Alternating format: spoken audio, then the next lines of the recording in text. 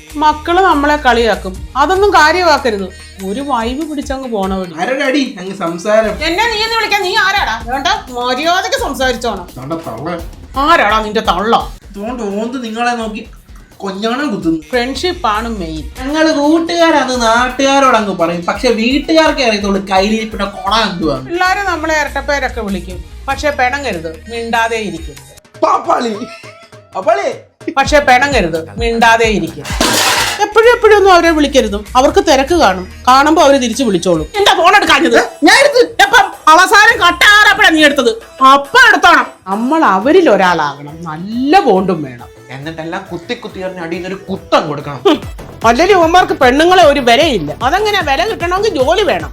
അതെ അതെ, ഓടിച്ചിട്ടൊന്നും ഒരു കാര്യമില്ലടി. ആര് പറഞ്ഞ്? തിരുവനന്തപുരം വിഴിഞ്ഞ സീപോർട്ട് അറിയാവോ? അദാനി സീപോർട്ട്.